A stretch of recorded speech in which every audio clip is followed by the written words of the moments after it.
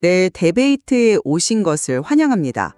자, 오늘 우리가 논의할 주제는 바로 한국앤컴퍼니입니다. 핵심 자회사인 한국타이어의 정말 놀라운 실적, 그리고 또 자체 배터리 사업의 성장을 바탕으로 그야말로 기록적인 성과를 내고 있는 사업형 지주회사죠. 기록적인 성과라는 말에는 저도 전적으로 동의합니다. 근데 말이죠. 그 눈부신 재무제표 바로 뒤에는 최고 경영진의 사법 리스크라는 아주 짙고 어두운 그림자가 드리워져 있습니다. 이게 바로 많은 투자자들이 이 기업을 보면서 망설이는 아주 근본적인 이유 아닐까요? 네, 바로 그 지점입니다. 그래서 오늘 우리가 던져야 할 핵심 질문은 아주 명확합니다. 과연 한국앤컴퍼니는 이 심각해 보이는 오너 리스크를 압도적인 펀더멘털과 저평가 매력으로 극복하고 지속 성장할 수 있는 투자처인가? 저는 객관적인 숫자와 이 성장 잠재력에 근거해서 그렇다는 쪽에 서서 이야기를 한번 풀어가 보겠습니다. 저는 좀 생각이 다릅니다. 아무리 숫자가 좋아도 이 신뢰라는 기반이 무너지면 모든 것이 그냥 사상 누각이 될 수 있거든요.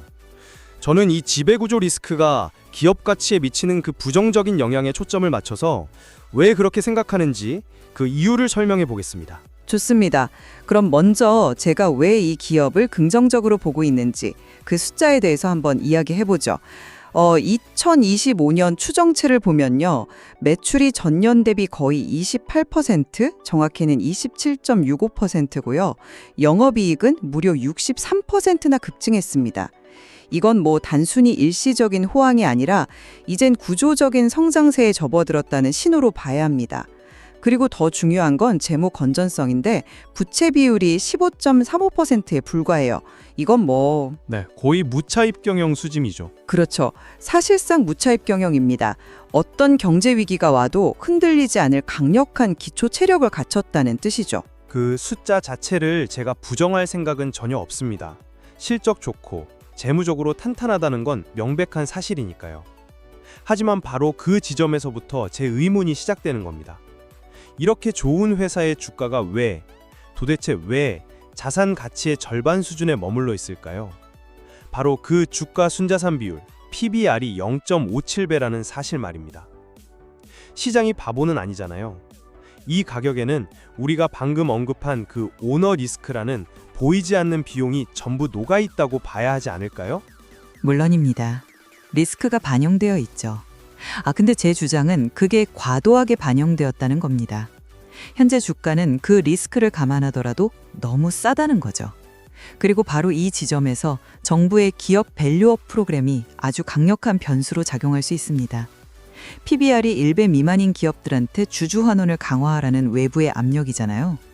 이건 경영진 개인의 문제와는 별개로 회사가 움직일 수밖에 없는 거대한 흐름을 만드는 겁니다. 움직일 수밖에 없다는 건 좀 너무 낙관적인 해석 아닐까요? 자, 정책이 압박한다고 칩시다. 그래서 회사가 주주환원책을 발표해요. 그런데 그 발표를 하는 경영진이 200억 원대 횡령 배임 혐의로 1심에서 실형을 선고받은 사람이라면 과연 시장이 그 정책의 진정성을 얼마나 믿어줄까요? 이거 혹시 요런 무마용으로 급하게 내놓은 거 아니야? 이런 의심부터 드는 게 당연하지 않겠어요? 그 의심이 있을 수 있다는 점, 그 점은 인정합니다. 하지만 시장을 생각보다 냉정하거든요. 그 진정성을 따지기 전에 실제로 돈이 주주에게 돌아오는지, 즉 배당이 늘고 자사주 소각이 정말 이루어지는지를 볼 겁니다. 최근 한 달간 기관 투자자들이 3만 5천 주 이상 순매수했다는 데이터가 바로 그 증거라고 저는 봅니다. 이건 오너 리스크라는 안개를 일단 걷어내고 정책으로 인해서 현실화될 저평가 해소 가능성 그 자체에 베팅하는 돈이 들어오고 있다는 뜻이거든요. 글쎄요. 그 기관 매수세가 과연 장기적인 관점의 스마트머니일까요? 아니면 단순히 정책 발표에 편승한 단기 트레이더들의 패스트머니일까요? 저는 후자일 가능성이 더 높다고 봅니다. 진정한 의미의 가치 투자는요, 경영진에 대한 신뢰가 기본 전제인데 지금 상황은 그 전제가 완전히 무너져 있잖아요. 이런 상황에서 정책 하나만 믿고 들어가는 건 결국 가치 함정, 밸류 트랩에 빠질 위험을 자초하는 거라고 봅니다.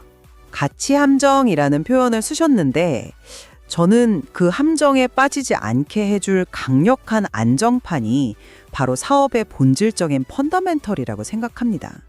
자, 정책 이슈는 잠시 접어두고 사업 자체만 한번 보죠. 타이어와 배터리, 둘 다 경기에 비교적 둔감한 필수 소모품 산업입니다. 사람들이 차를 계속 타는 한 수요는 꾸준하죠. 이게 바로 안정적인 현금 흐름의 원천이 되는 겁니다. 안정적인 현금 흐름, 네, 좋습니다. 그런데 그 현금 흐름의 질을 좀 더 깊게 들여다봐야 하지 않을까요? 한국엔컴퍼니 자체 사업 매출의 약 76%, 거의 대부분이 납축전지에서 나옵니다. 지금은 내연기관차가 전기차로 넘어가는 이 거대한 전환기인데 회사의 주력 사업이 여전히 구시대의 기술에 머물러 있다는 점이 좀 불안하게 느껴지지 않으세요? 제가 알기론 리튬이온 배터리 기술은 아직 모색 단계라고 하던데요. 그건 이 사업의 한쪽 면만 보시는 겁니다. 바로 그 납축전지 사업이 안정적인 캐시카우 역할을 튼튼하게 해주기 때문에 그 현금을 바탕으로 미래 기술에 투자할 여력이 생기는 거죠. 당장 모든 걸 리튬이온으로 바꿀 수는 없는 거잖아요.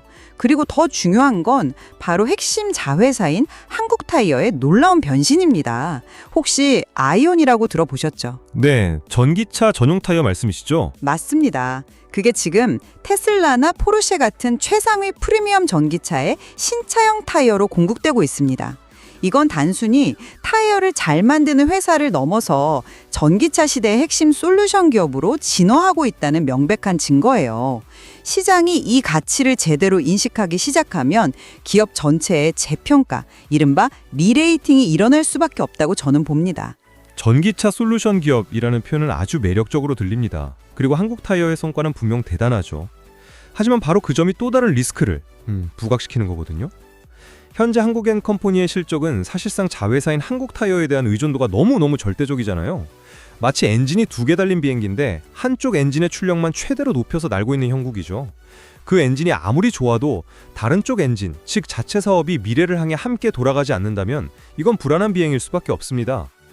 지주회사의 본질적인 할인 요인에 더해서 사업 포트폴리오의 불균형 리스크까지 지금 안고 있는 셈입니다. 그 의존성 리스크마저도 지금 주가에는 이미 다 반영이 되어 있다고 봐야죠. 그래서 제가 현재 주가가 명백한 기회라고 계속해서 주장하는 겁니다. 자, 한번 상상해 보시죠. PBR이 0.57배라는 건 우리가 이 회사의 모든 공장, 기술, 현금을 장부가의 거의 절반 가격에 살 수 있다는 뜻입니다. 이론적으로 주가가 2배 가까이 올라야 겨우 제 가치를 인정받는다는 계산이 나옵니다. 여기에 아까 말씀드린 15%대의 낮은 부채 비율은 주가가 더 떨어지기 어려운 강력한 하방 경직성을 만들어주고요. 오를 가능성은 크고 떨어질 가능성은 제한적이다. 이건 아주 합리적인 비대칭적 기회 아닌가요? 그 이론적으로 라는 말이 바로 함정의 입구일 수 있다는 겁니다. PBR이 낮은 것이 항상 기회를 의미하지는 않아요. 때로는 시장이 그 기업에 대해 만성적인 할인을 적용하고 있다는 신호일 수 있습니다. 왜 할인을 할까요? 바로 지금 우리가 논하고 있는 이 계량화할 수 없는 리스크 때문입니다. 항소심 결과가 어떻게 나올지 누가 알겠어요? 만약 시장의 기대와 다른 결과가 나온다면 주가는 PBR 0.5배가 아니라 0.4배, 0.3배로 곤두박질 칠 수도 있습니다. 이런 돌발 변수의 가능성을 그냥 하방 경직성이라는 말로 무시할 수는 없는 거죠. 하지만 그 재판 리스크는 언젠가는 끝나는 이벤트 아닙니까? 유죄든 무죄든 그 불확실성이 해소되는 순간은 반드시 온다는 거죠. 그 이후에는 결국 기업의 본질 가치에 주가가 수렴하게 될 겁니다. 그렇다면 불확실성이 최고조에 달한 바로 지금이야말로 그 불확실성을 감수할 용기가 있는 투자자에게는 가장 큰 수익을 안겨줄 수 있는 시점 아닐까요? 저는 그 관점에 동의하기가 좀 어렵네요. 그건 마치 이 차내는 엔진도 좋고 디자인도 멋진데 운전자가 음주운전 전과가 있어요. 하지만 이번에는 괜찮을지도 모르니 한번 타보시죠 라고 말하는 것과 같아요. 리스크가 해소될 때까지 기다리는 게 현명하지 리스크의 한가운데로 뛰어드는 건 투자가 아니라 도박에 가깝습니다. 특히 이 지배구조 문제는 한번 신뢰를 잃으면 회복하는 데 정말 오랜 시간이 걸립니다. 재판이 끝난다고 해서 하루아침에 이제 저 회사는 믿을만해 라고 시장의 인식이 바뀌진 않을 거라는 거죠. 만성적인 저평가 상태가 생각보다 훨씬 오래 지속될 수 있습니다. 그렇다면 이 기업은 영원히 저평가 상태에 머물러야 한다는 말씀이신가요? 이렇게 돈을 잘 벌고 이렇게 튼튼한 회사가 말이죠. 저는 시장이 그렇게까지 비합리적이라고 생각하지는 않습니다.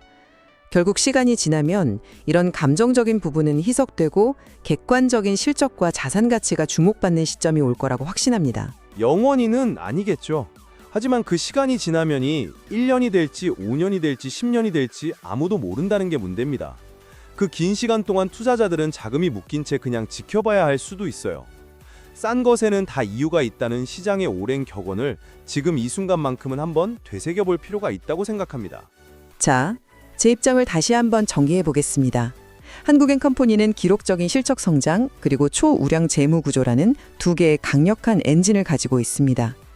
여기에 정부의 밸류업 정책이라는 순풍까지 불고 있죠. 현재 주가에 반영된 우려는 과도하며 이 모든 긍정적 요인들이 결국 현재의 리스크를 압도하고 강력한 가치 재평가를 이끌어낼 것이라고 봅니다. 제 생각은 다릅니다. 기업의 가치는 재무제표의 숫자로만 완성되지 않습니다. 그 숫자를 만들어내는 경영진에 대한 신뢰가 바로 마지막 퍼즐 조각이죠. 현재 진행 중인 사법 리스크와 불투명한 지배 구조라는 이 결정적인 조각이 맞춰지지 않는 한 아무리 화려한 숫자라도 언제든 흔들릴 수 있는 모래성과 같을 수 있습니다. 숫자에 가려진 이 비계량적 리스크의 무게를 결코 가볍게 여겨서는 안 됩니다. 이처럼 한국엔컴퍼니를 둘러싼 평가는 눈에 보이는 견고한 가치와 보이지 않는 지배구조 리스크 사이에서 극명하게 엇갈리고 있습니다. 투자자는 과연 객관적인 숫자의 힘을 믿어야 할까요? 아니면 신뢰라는 이 무형의 가치에 더 큰 비중을 두어야 할까요? 오늘 논의된 두 관점을 바탕으로 제공된 자료 속 더 깊은 맥락을 탐색해 보시면서 각자의 판단 기준을 세워보시는 계기가 되기를 바랍니다.